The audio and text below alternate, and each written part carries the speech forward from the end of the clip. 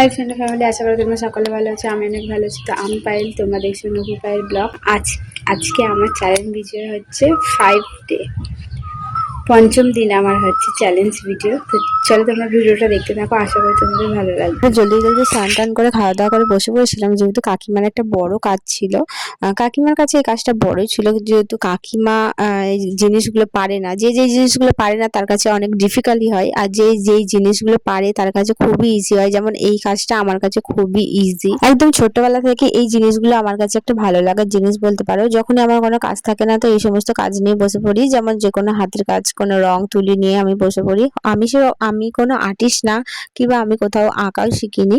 তো যখন আমার ভালো লাগে না, তখন আমি এই সমস্ত কাজগুলো করেই থাকি, কারণ আমার খুব ভালো লাগে এই জিনিসগুলো করতে। যেমন কাগজ কাঁচি নিয়ে বসে পড়ি, নানান রকমের ফুলের ডিজাইন আঁকতে শুরু করে দিই।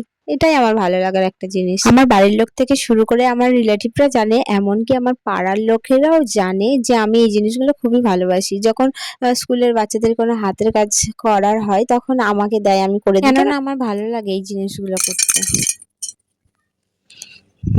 এটা হচ্ছে গায়ে হলুদের, এটা খেতে বসবো যখন।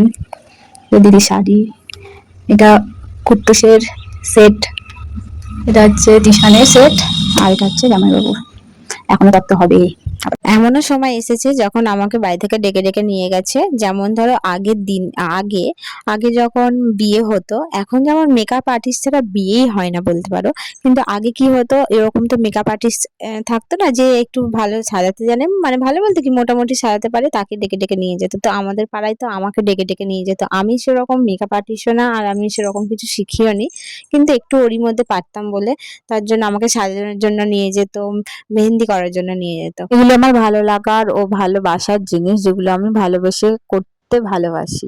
তো তার জন্য কাকিমা আমাকে অনেকদিন আগে থেকে বলে রেখেছিল, যেহেতু কাকিমার কুট্টুসের মানে কাকিমার মেয়ের ছেলের ইভানের অন্নপ্রাশন ছিল, আর যেহেতু ওরা ছিল ব্রাহ্মণ, তো ব্রাহ্মণদের কেমন রিচুয়াল গুলো হয় পুরো বিয়ের মতোই হয়। একদম নানি মুখ থেকে শুরু করে গায়ে হলুদ সবকিছু এমনটা হয়। এখানে বউ থাকে না, কিন্তু বিয়ের মতোই সবকিছু হয়, আর তত্ত্বটা যায় মামার বাড়ি থেকে। তো সেই দায়িত্বটা কাকিমা আমাকে দিয়েছিল, তার জন্য আমিও কাকিমার বড় কাজ নিয়ে বসে পড়েছিলাম তত্ত্ব সাজাতে। আমার এই ভালো লাগার হাতের কাজগুলো এখন আমি প্রফেশনাল হিসেবে করি। তো তোমাদের যদি আমার কাজ ভালো লেগে থাকে, অবশ্যই আমাকে বুকিং করতে পারো।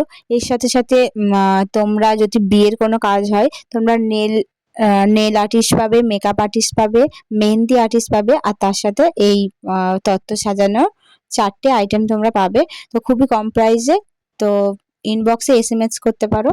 তো আজকে আমার ভিডিওটা এই পর্যন্ত। দেখা হচ্ছে নেক্সট কোনো ভিডিওটা ভালো লেগে থাকলে অবশ্যই কমেন্ট করে জানিও। আমার ভিডিও দেখার জন্য সকলকে অনেক অনেক থ্যাংক ইউ সো মাচ। আমার কাজটা কেমন হয়েছে অবশ্যই জানিও কিন্তু।